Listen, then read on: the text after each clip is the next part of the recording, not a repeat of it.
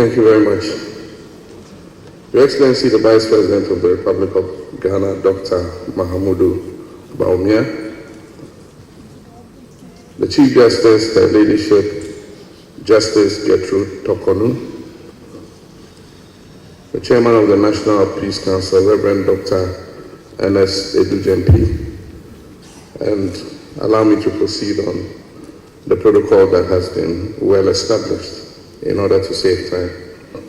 Ladies and gentlemen, esteemed guests and fellow citizens, I've come here today to place on record my personal commitment and that of my party, the National Democratic Congress, to the sustenance of Ghana's peace. At the very outset, let me indicate that we in the MDC remain eternally committed to the building of a peaceful and prosperous country in which the aspirations of all our people can be met. Our active participation in this event is an indication of its importance in the overall effort to guarantee peace and ensure the preservation of our nation in the aftermath of the upcoming elections. We cannot emphasize enough the importance of maintaining peace throughout this process, before, during, and after. Peace is the foundation upon which our democracy is built, and it is essential that we preserve it even during these critical times. We're all too aware of the devastating consequences of electoral violence in other countries. We cannot afford to traverse that same path. As patriotic citizens, we have a collective responsibility to ensure that our country remains a beacon of peace and stability in our sub-region, and we in the MDC stand prepared to play our part to achieve this. As citizens, we must recognize that our actions have consequences.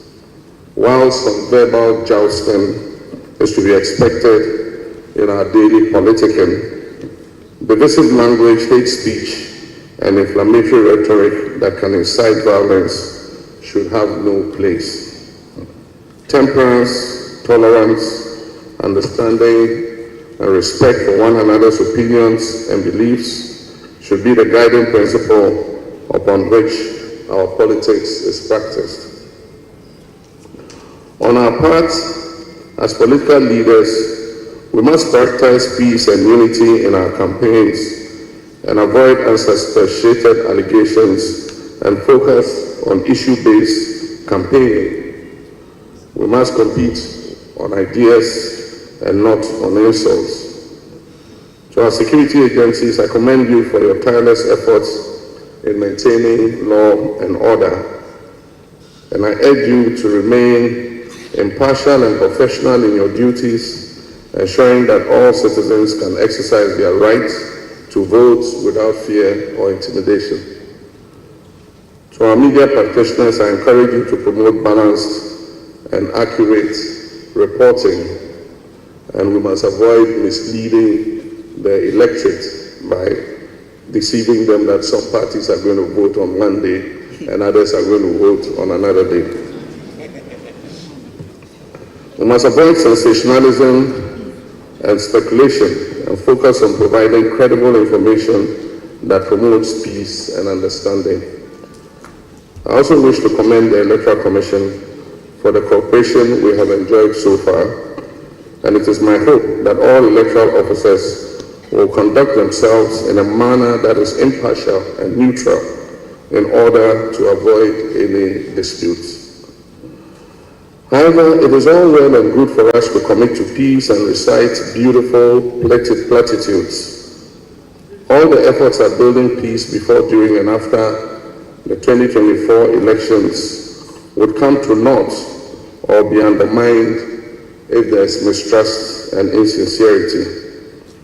Mistrust is built through a mismatch between words and gaslighting on the part of those in authority.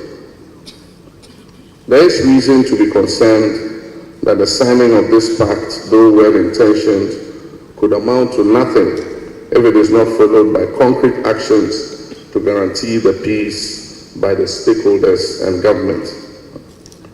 Events and happenings during the last election and during the Awaso West Wogon by-election create considerable doubts about the genuineness of some of the commitments that we might make today. We all recall the appalling spectacle of mass men acting on the orders of operatives of government, shooting indiscriminately at innocent Ghanaians, going about their legitimate electoral activity during that by-election. Some of the victims of that shooting incident remain incapacitated up till now. The refusal by government to act on the recommendations of the No-Shot Committee do not inspire confidence in Ghanaians that government truly believes in peace. Again, the inaction of government in the face of the murder of 8 of our citizens during the last election casts a shadow of doubt on government's commitment to maintain the peace. How are we to believe that such killings will not reoccur during this election as well? There also remains the vexed question of the use of thugs dressed in security service uniforms to intimidate and brutalize citizens during elections. How can we tell these thugs from the professional members of the security services, especially when they carry no name tags and they conceal their faces with facial masks, popularly called Azubu masks? I'll suggest to the IGP to instruct the arrest and detention of any such persons during the election and to be kept until the election is over. These are legitimate questions that must satisfactorily be accounted for to give true meaning to this peace pact, lest it remains just a piece of paper.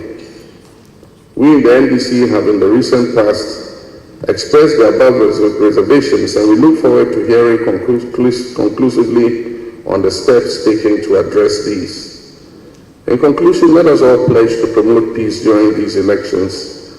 Let us work together to create an environment that is conducive for free, fair, and peaceful elections. We owe it to ourselves, to our children and future generations to preserve the peace and stability that our dear country Ghana has enjoyed for so long. God bless our homeland Ghana. I thank you.